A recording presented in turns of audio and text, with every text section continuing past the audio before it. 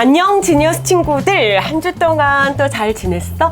우리 친구들이 한 주 동안 선생님에게 어떻게 지내는지 이렇게 평소에 어떤 선생님에게 고민을 이야기하거나 학습 질문 아니더라도 일상적인 얘기를 이렇게 건네는 친구들이 종종 있거든? 그럴 땐 정말 더 반갑더라고.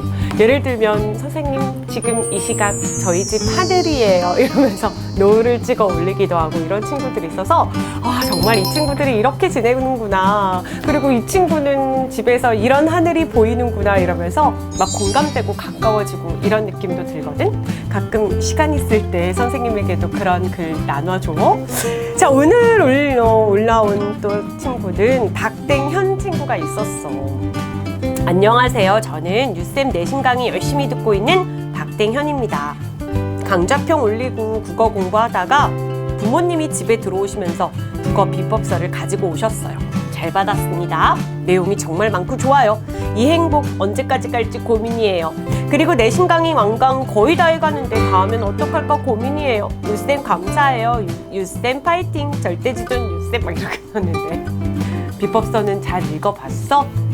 선생님이 피땀 흘려 만든 책인데 꼼꼼하게 잘 살펴보고 공부해주면 좋을 것 같고, 내신 강의 다 들었다면 이제 내신 강의를 복습해 볼 수 있는 시험 특강 들으면서 완벽한 시험 대비를 해보는 것도 좋을 거고, 또 학년이나 수준에 맞는 강의 선생님이 추천해 줄 수도 있으니까 게시판에 와서 선생님 제가 뭘 들으면 좋을까요? 이러면서 글 올려봐. 그럼 선생님이 거기에 맞게 또 열심히 아주 좋은 강의 소개해 줄게. 알았지?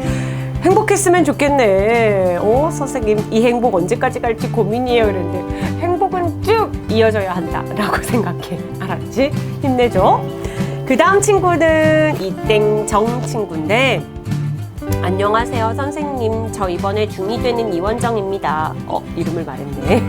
제가 중1 때 선생님 강의 들으면서 단원평가 보면 90점대로 나오긴 했는데 이번에 중2 국어 들어보니까 1학년 때보다 수준이 더 높아지고 어려워졌어요.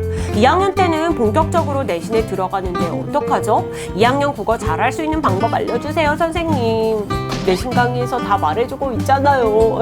선생님이 어떻게 하면 국어 잘할 수 있는지 열심히 강의에서 얘기하고 설명하고 있으니까 잘 따라와 주면 되고, 모르는 거 그냥 지나가지 말고 항상 질문하고, 그리고 복습 진짜 중요한 거 알지? 선생님이 늘 강조하는 게 복습이잖아. 예습 필요 없어. 해올 필요 없어. 바로 복습만 잘해줘도 나중에 시험 대비할 때 부담도 줄어들고 공부 잘할 수 있을 거야.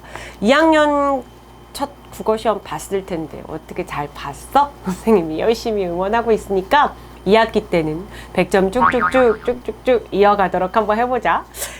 그 다음 고민은 배땡민 친구가 있었어. 저는 중2가 되는 남자 학생이에요. 저에게는 남동생이 2명 있어요. 6살, 12살이에요.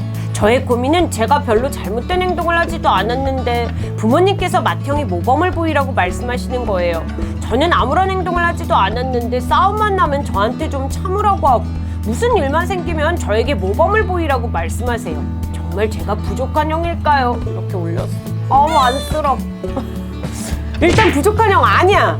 부족한 형 아닌데 부모님께서 이렇게, 부모님도 부모님이 항상 처음이시잖아. 그러다 보니까 실수를 하실 때가 있다? 분명히 지금 우리 친구랑 동생들하고 그렇게 나이 차이가 크지 않아. 크지 않은데도 불구하고 이 큰 맏형이라는 책임감을 막중하게 지어줘서 그 나이에 맞지 않는 책임감과 의젓함을 요구할 때가 있어. 그러다 보면 이게 너무 무겁게 느껴지고 힘겹게 느껴질 수 있거든. 예전에 어떤 아동교육 관련된 선생님이 책을 본 적이 있는데 거기서 이 형제 사이에서 이제 첫째가 태어나고 그 다음 둘째, 셋째가 이렇게 태어나잖아. 그러면 둘째가 태어나서 이렇게 동생이 왔을 때 그 첫째가 겪는 첫 상실감이, 예를 들면은 부부 사이에서 이 남편이 바람을 피웠을 때와 같은 그 이상의 충격과 상처를 입는데, 첫째들은. 왜냐면 오로지 부모님의 사랑을 독차지했었다가 동생에게 뺏기고, 또 게다가 부모님이 계속 네가 첫째니까 참아, 네가 첫째니까, 이러다 보니까 부모님과의 사이도 멀어지고, 그러다 보면 상처받고 지금처럼 제가 정말 부족한 형일까요? 이런 생각까지 하게 되는 거야. 절대 아니야. 알았지? 그거 아닌데 부모님께서는 이제 아무래도 맏형이다 보니까 좀 잘해줬으면 좋겠고, 왜냐면 이런 말 들어봤지. 윗물이 맑아야 아랫물이 맑다. 그래가지고 첫째가 잘 되면 둘째, 셋째는 그걸 보고 또 잘 되거든. 그러다 보니까 첫째가 잘 되기를 바라는 마음에, 좀 본이 되길 바라는 마음에 그러시는 거야. 야, 형 좀 봐라. 동생들한테 엄마 아빠가 이런 얘기 하고 싶으신 거야. 예, 형은 배우지 마라. 이럴 순 없잖아. 그러니까 야, 형 좀 봐. 형 좀 본받아.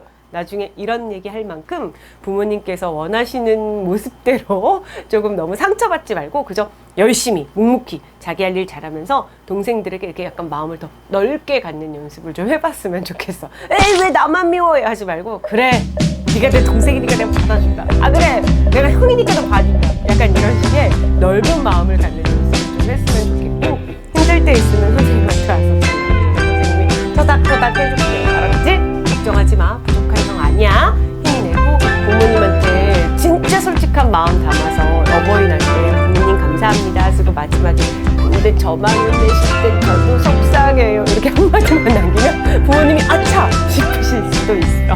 알았지? 힘내. 자, 그 다음 친구는 임땡빈 친구가 있어. 유쌤 사연 신청이요. 저는 원래 클래식을 전공했는데 지금은 안 함. 요즘은 EDM이 좋아졌어요. 원래 EDM을 좋아하기 전에 좋아하는 DJ가 있었는데 그것 때문에 계속 빠져버렸어요. 근데 이게 그렇게 나쁜 건 아니라고 생각하실 수도 있겠지만 진짜 문제는 저의 이런 취향을 이상하게 생각하는 지인들 때문입니다.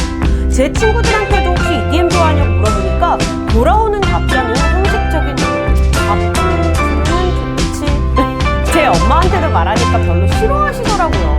참고로 어머니가 클래식 작곡자. 근데 EDM을 좋아하는 친구를 두면 되는데 저는 그럴 시간이 없습니다. 어떻게 하는 게 좋을까요? 그리고 만약에 사연이 올라간다면 제 이름은 불러주세요. 실명으로 임한빈. 한빈아, 그랬구나. 어머니께서 클래식 전공자라고 하니까 아무래도 클래식 전공자의 입장에서 바라봤을 때는 EDM이 음악 같다기보다 뭔가 기계음 조작 같은 느낌으로 받아들여질 수도 있을 것 같아요. 왜냐면 클래식 음악 같은 경우는 정말 이게 음악이 기승전결이 있거든요. 한편에 스토리가 있는 것 같은 음악 속에서 말하고자 하는 막 잘 들어있는, 그래서 거기 안에서는 감정이 막 느껴지는 이런 음악이라고 생각하실 거예요. 그런데 EDM은 그 클래식 전공자이신 어머니나 그런 분들에게는 저게 음악이야? 저렇게 딱딱한 BPM이 계속해서 반복돼가지고 귀에 따갑도록 들려오는데 저게 무슨 음악이야? 이렇게 생각하실 수도 있어. 근데 이건 이제 취향 차이니까 나는 EDM을 좋아한다는 게 나쁘다고 생각하진 않아. 그리고 꼭 다른 사람을 설득해야 할 필요도 없어. 그냥 다른 사람과 난 좀 다르구나. EDM을 좋아하는 사람들도 세상에 굉장히 많거든. 지금은 시간이 없다면 나중에 만나요.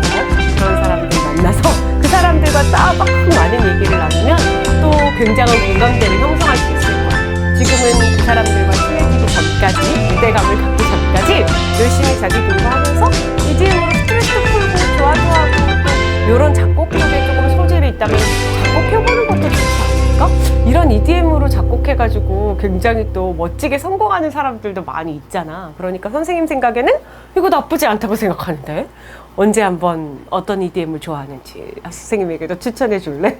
알았지? 한빈아 힘내! 파이팅! 자, 그 다음 친구는 유땡망 친구가 있었어. 선생님 안녕하세요. 저는 익명을 요청했네. 삐처리 됐을 거야. 올해 중3이 되는 학생입니다. 저는 아직 특별히 하고 싶은 것도 없고 잘하는 것도 없는 것 같아서 걱정이에요. 그래도 공부 하나만큼은 열심히 하고 있다고 생각했었는데 요즘에는 딱히 열심히 하는 것 같지도 않은 것 같아서 걱정입니다. 선생님 어떻게 해야 할까요? 그럼 선생님의 답장 기다리고 있겠습니다. 안녕히 계세요. 아참, 제 이름은 말하지 말아주세요. 선생님 이번엔 진짜 안녕히 계세요. 너무 귀여워. 너무 귀여워. 자, 아무튼 우리 친구가 지금 고민이 된다고, 공부 하나만큼은 열심히 하고 있다고 생각했는데 딱히 열심히 하는 것 같지도 않아서 어떻게 사람이 계속 열심히만 해. 그렇잖아, 사람인데 기계가 아니잖아. 우린 공부하는 기계가 아니야. 그러니까 할 땐 열심히 하고 또 쉬어야 될 때, 내가 지칠 땐 좀 쉬어야 되는 시간이 있다고 생각해.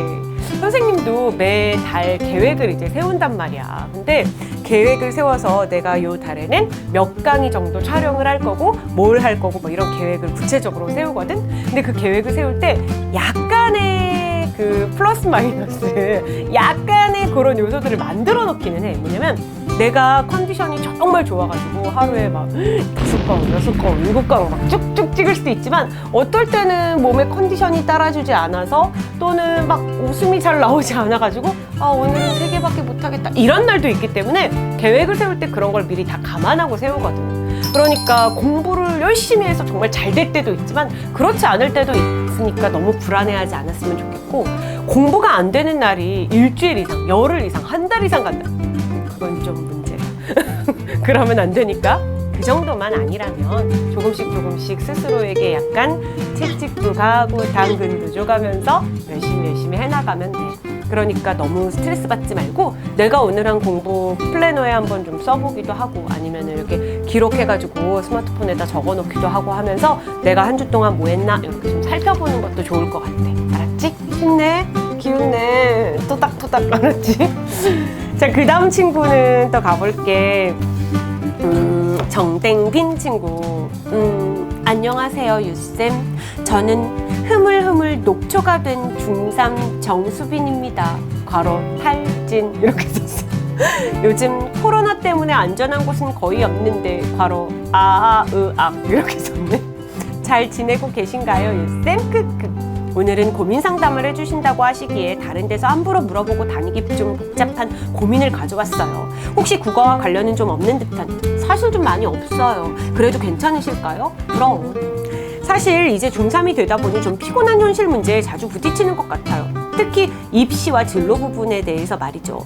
원래 저의 목표는 이름은 안 밝히는 서울의 대학교의 심리학과에 들어가는 것이었습니다. 서울의 어떤 대학의 심리학과 가는 게 목표인 거지. 초등학교 후반기부터 심리학에 흥미가 생기기 시작했고, 그래서 심리학과를 목표로 설정하게 되어 결국 자연히 장래희망도 심리학과 관련된 직업이 되었어요. 물론 심리학이란 틀에 의해서 조금씩 바뀌어오기는 했지만요. 초등학교에서 중1 정도까지는 부모님도 이런 사실을 알고 어느 정도 인정과 응원을 보내주시는 것 같았어요. 그래서 막 스카이캐슬 같은 드라마에서 무조건 의사가 되어라 같이 강요하시는 부모님은 아닌, 오히려 진로 쪽에는 쿨한, 간지나는 부모님이라는 이미지가 뇌리에 박혀 있었는데요. 2학년 올라오면서 특목고에 관심을 가지면서 입시에 대한 대화가 늘어나고부터 그런 이미지가 산산조각 났습니다. 그러면서 어느 날부터 은근슬쩍 심리학과보다는 의대 가서 신경정신과에 들어가는 것도 나쁘지 않지? 라는 뉘앙스의 말이 나오기 시작하면서 뭔가 모를 압박이 조금씩 느껴졌어요. 물론 부모님이 의대에 집착을 하셔서 저보고 그런 말을 하신 게 아닌 걸 알아요. 최근에는 저에게 심리학과가 문과이기 때문에 졸업 후에 취직이 힘들 수도 있다고 말하기도 하셨고, 저도 문과가 이과에 비해 취직이 힘든다는 건 들어왔거든요. 그래서 취직이 잘 되고 의미 있는 의대의 과 중에서도 심리학과와 그나마 비슷한 신경안정과를 추천해 주셨을 거라고 생각합니다. 하지만 요즘 이런 압박 아닌 압박을 들으면서 정말 진심으로 고민이 되기 시작했어요. 의대가 들어가기 매우 힘들다는 것도 있지만 정말 취직이 잘 되고 안 되고 때문에 제가 몇 년을 목표로 해온 것을 단순하게 그냥 포기해야 할까? 라는 의문이 생기면서 정말 내가 진심으로 하고 싶었던 게 맞나? 아니라면 내가 이 길로 가도 되는 걸까? 라는 생각도 들고, 미래의 부모님 말씀을 무시하고 제 목표를 밀고 나갔다가 정말 취직이 안 되면 부모님께 도움을 청할 면목이 있을까? 귀여워. 웃는 게 고민이 가벼워서 났는데 너무 귀여운 거야. 부모님께 도움을 청할 면목이 있을까? 이게 너무 귀여운 거야. 라는 생각도 들었어요. 그렇다고 또 포기하고 부모님이 추천해주신 의대를 가자니 지금까지 노력하고 공부해왔던 것들이 아깝기도 하고, 뭔가 부모님 말씀만 듣고 내 인생을 좌지우지 당하는 것 같아서 알 수 없는 반항심도 생기고, 사실 이 글을 쓰면서도 그 글 안에 모든 걸 정리하자니 엉킨 실타래를 풀어서 다시 감는 것처럼 머릿속이 너무 복잡해요. 언젠가는 진지하게 해봐야 할 고민이라고 생각은 해왔지만 정작 이렇게 맞닥뜨리니 도망치고 싶어요. 큐 눈물. 정말 인생을 살면서 희생이 필요하기도 하다던데 제 진로가 바로 그런 것일까요? 아니 근데 그렇다고 또 와 의대 가야지 하고 갈 수 있는 데도 아니고, 아니면 흔히 그 소년 만화에 나오는 네 인생은 네가 사는 거야가 정답인가요? 사실 이 문제 어느 쪽도 손도 들어주기 너무 애매한 걸 저도 잘 압니다. 지금 이걸 다 쓰고 나니까 유쌤이 대접해 주시기 너무 애매한 것 같은 고민을 드리고 가는 것 같아 살짝 현타가 오네요. 하하. 하지만 이 고민이 정말 아무한테나 말하기 좀 그런 고민이잖아요. 그래서 속으로 끙끙 앓고 있었는데 유쌤께라도 말씀드리고 저는 후다닥 도망갑니다. 도망가지 마. 이리 와. 명쾌한 답변을 내주지 않으셔도 이해해요. 그만큼 복잡한 문제이기도 하고. 사실 지금 유쌤이 속으로 욕하고 계시진 않을까 걱정입니다. 그냥 여기까지 읽어주신 것만으로도 너무 감사합니다. 유쌤 제가 많이 존경하는 거 아시죠? 유쌤 짱 사랑합니다. 이렇게 올렸어. 고민이겠다. 정말. 이거는 선택의 문제가 아니라 정말 고민이 많이 될 것 같아. 근데 묻고 싶은 게 있어. 사실은 언젠가 한 번은 이렇게 우리 친구들하고 생방으로 고민을 직접 들으면서 소통 좀 했으면 좋겠어. 이게 소통이 안 되니까 좀 답답한데, 우리 친구가 이 심리학과에 가서 하고 싶은 게 뭐야? 궁극적으로. 그게 좀 궁금해. 심리학과에 가고 싶어 까지는 알겠어. 근데 심리학과를 가서 그 다음엔 어떻게 할 건데? 심리학과가 직업은 아니거든. 있잖아. 심리학 공부는 심리학과에 가지 않아도 할 수 있어. 선생님도 심리학 공부를 했었거든. 심리학을 되게 좋아하고 그래가지고 심리학 책도 좀 많이 읽고 교양도 굉장히 많이 듣고 그쪽에 대해서 전공도 해볼까도 생각해가지고 막 공부도 좀 했었는데, 그래 나 심리학과를 가지 않았어. 나는 국어 국문을 전공했기 때문에. 그런데 심리학과에 가서 궁극적으로 하고 싶은 게 뭘까가 너무 일단 궁금한 거야. 근데 부모님께서 이제 의대에 가라 뭐 이렇게 얘기하신 거를 굳이 꼭 따라라가 아니라, 부모님께서 말씀하신 거에 대한 포인트는 뭐냐면, 이제 직업적인 선택 부분도 있지만 심리학과를 나와서 그 심리학 배운 것을 전공을 살려서 선택할 수 있는 직업의 폭이 좀 좁아. 우리나라 현실이. 왜냐면 이 심리, 내가 잘 모르는 걸 수도 있어. 그런데 우리나라가 이렇게 심리하고 이렇게 상담이 아직까지 그렇게 보편화되지가 않았다? 왜 가끔 외국 영화 같은 거 보면은 부부들이 뭔가 문제가 있거나 형제 간에 문제가 있거나 아이가 조금 문제가 있으면 상담을 되게 아주 자연스럽게 잘해. 심리적인 상담을 정말 감기 걸린 것처럼 생각하고 심리 상담 같은 걸 상담사를 만나서 자주 하게 하거든. 그런 문화가 잘 되어 있는데 우리나라는 아직 그게 조금 벽이 좀 어려운 것 같다는 생각이 들거든. 그래서 심리학을 전공해가지고 이 심리학 전공을 살려서 할 수 있는 직업에 뭘 희망하는지를 좀 알았으면 좋겠고, 이 부모님께서 말씀하신 거는 어떻게 보면 그것을 심리 쪽을 공부해가지고 정신과로 가서 그걸 직업으로 선택했을 때 굉장히 보람이 느껴질 수도 있는 직업일 거라고 생각하거든. 정말 그거야말로 전공을 살려서 이 사람의 마음을 움직여가지고 그 사람의 마음이 다시금 나의 말로 인해 이렇게 바뀔 수도 있는 거잖아. 그래서 정말 내가 심리학을 좋아한다면 그것을 계속 평생 사람들의 마음을 좀 잘 다스려주고 아픈 사람의 마음을 치유해주면서 정말 전공을 살려서 보람을 느끼며 할 수 있는 일이 아닐까라는 생각도 살짝.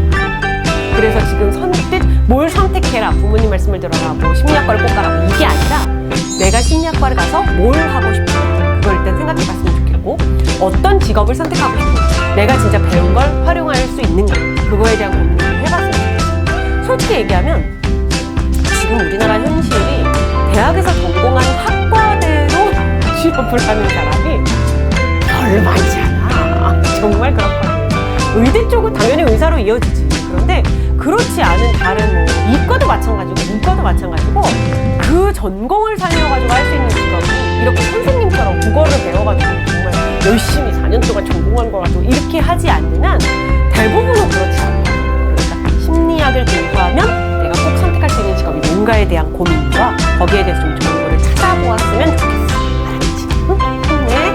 그리고 이게 내가 알기로 심리학과를 나온다고 심리 상담사가 무조건 되는 게 아니야. 심리 상담사가 되는 자격증이 있어요. 그래서 또 그 공부를 해야 되고 이런 게 있으니까 한번 거기에 대한 구체적인 정보를 알아보고 선생님한테 다시 와서 얘기하면 선생님이 또 답변해 줄게. 알았지?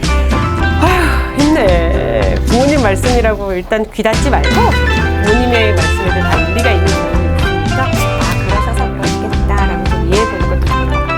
한 친구만 더 하고 갈게. 우땡 호칭과 있었어. 선생님, 이 친구가 의사예요. 제가 꿈이 의사인데 의사 중에서도 하고 싶은 분야가 너무 많아. 제가 강아지 2마리를 키워서 수의사도 하고 싶고, 최근에 눈에 관심이 생겨서 안과 의사도 하고 싶고, 또 치과 의사도 하고 싶어요. 세월이 빛처럼 지나갔는데 제 진로를 어떻게 해야 할지 모르겠어요. 고민이에요. 쌤은 25세에서 세월이 멈춰서 부러워. 정말 숨고 싶다. 이름은 프라이버시임으로 공개하지 말아주세요. 앞에 컴퓨터에. 우리 친구가 의사가 꿈이구나. 의사가 꿈인데 하고 싶은 게 많으면 그때 가서 선택해도 돼. 일단 의대에 가서 의대 가기 전부터 내가 뭐 내과 의사일 거야. 뭐 할 거야. 이게 확실하게 정해지지는 않았고 고등학교 가서 생각해봐도 괜찮아. 물론 수의대나 아니면은 치과 의사 같은 경우 치대라고 해서 대학 자체가 그렇게 되어 있지. 안과나 뭐 이런 거에 선생님 의대를 간 다음에 나중에 선택하는 거니까 그건 좀 그럴 것 같고 수의사 선생님도 되게 좋을 것 같기도 해. 왜냐면 우리나라의 그 반려견을 키우는 인구가 점점 늘어나서 지금 첨단 시대라고 하고 이제 앞으로도 점점 반려견을 키우는 사람들이 늘어난다고 해서 이 반려견 관련된 시장에 대한 그 희망과 전망이 아주 높다고 하더라고. 그러니까 멋진 수의사 선생님이 되는 것도 나는 되게 좋을 것 같던데. 가끔 이렇게 지나가다 보면은 강아지 관련 프로그램도 되게 많아졌잖아. 거기서 활동하시는 수의사 선생님이 나는 알아보지 못하는 강아지의 마음을 막 헤아려서 제가 지금 저래서 저런 겁니다 하면 너무 멋있다 이런 생각 들 때 있거든.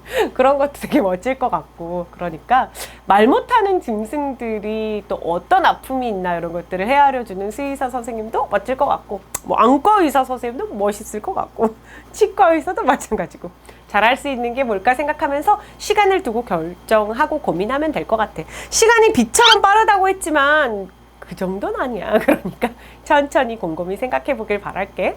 자, 오늘 여기까지 할게. 우리 친구들 한 주 동안 잘 지내고 선생님하고 우리 친구들하고 모두 다 건강하게 아프지 말고 코로나 늘 조심하고 우리 또 한 주 뒤에 건강한 모습으로 만나. 안녕.